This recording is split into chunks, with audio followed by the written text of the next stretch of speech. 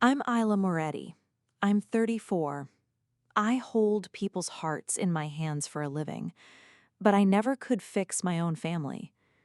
If you've ever done everything right for someone who still couldn't love you, lean in, because I promise you'll see a piece of yourself here.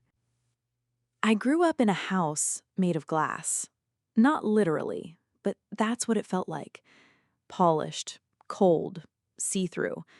From the outside, the Morettis were perfect. Old money, old stories, old expectations. My mother, Bianca, built her empire one patient at a time, turned our small private hospital into the region's crown jewel. She loved awards, newspaper covers, gala invitations. She loved the idea of family, as long as the family didn't embarrass her. My father, he was softer, a literature professor who taught me how to read poetry before I could ride a bike. But he died when I was 12, a silent heart attack at his desk while grading essays. After that, it was just Bianca and her shadow that swallowed everything soft. I learned early praise was conditional. When I came second in the National Science Fair, second means nothing, she said, her back turned, stirring her espresso. When I made it into med school, silence. Not even a raised eyebrow. She'd only look up when Marco, my older brother, walked in, her golden heir. He was her reflection, her proof that her bloodline was strong, sharp, perfect. Me? I was extra, a bonus piece she didn't know what to do with. So I worked harder. I thought maybe if I could fix hearts in an operating room, maybe one day I'd fix hers too. I clawed my way through med school, residency, fellowship, long nights, longer surgeries. People whispered I was the miracle surgeon. I sewed open chest cavities back together, but every time I walked into her house, I turned back into a scared girl with trembling hands. When I made chief surgeon last spring, it should have been the biggest moment of my life. Instead, Bianca's only comment was, "Does that mean you'll finally stop spending so much time in that cold OR and come help run the board?" Run the board. Not save lives. Not my daughter. Always the damn board. But I still wanted her to see me. So when my bonus hit my account, more money than I'd ever seen at once, I did the dumbest thing I've ever done. I bought her a car.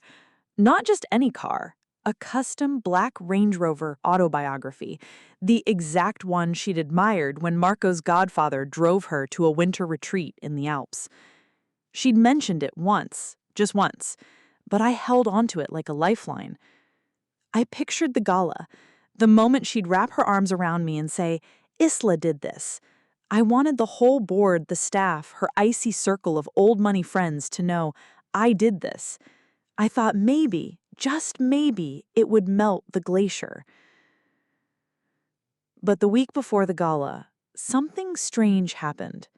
A joke gift, a DNA kit, sat unopened on my counter for months. One night, half a bottle of wine in, I spit into the tube. I didn't expect anything. Maybe a few percent Scandinavian, who knew?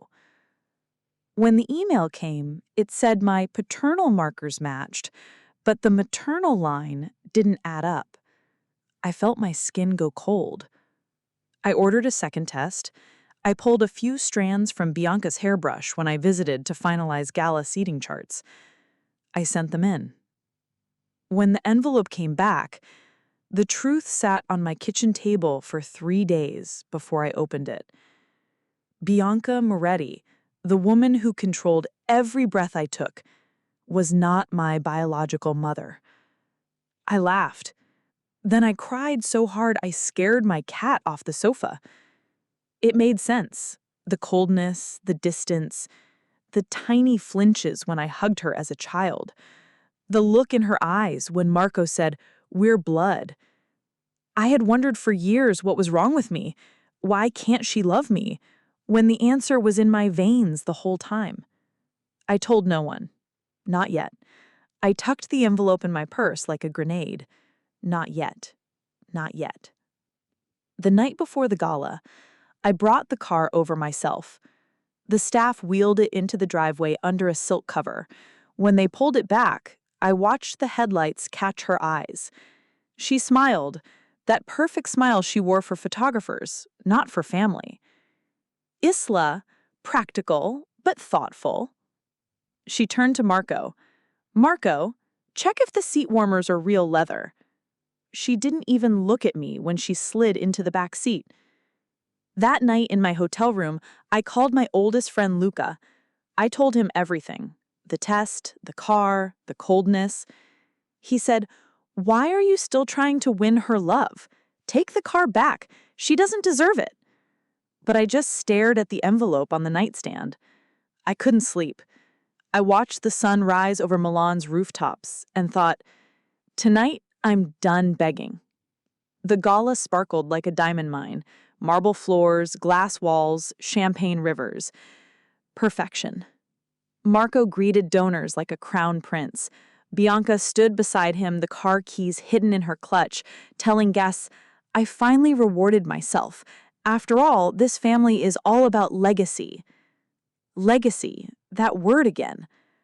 She went on stage, spoke about bloodlines, resilience, true Moretti strength. Marco's name dripped from her tongue like honey. Mine? Nowhere. I felt it before I even knew what I'd do. My hand found the envelope in my purse. My feet moved on their own. When she stepped off stage, the light still hot on her diamond necklace, I walked straight up to her. She flinched, just slightly. I pressed the envelope in her hand. "Open it when you're alone," I said. Her eyes narrowed. "What is this, Isla? Now is not." I leaned in. Now is exactly the time. I turned, heels clicking on marble, each step louder than the quartet's violins. At the door, security looked confused as I pulled the spare key from my clutch. The Range Rover winked its headlights at me like an accomplice. I slid into the driver's seat. The leather still smelled new, untouched by her perfume. Through the mirror, I saw her at the top of the stairs, envelope torn open. Her mouth opened, maybe to shout my name. I put the car in drive.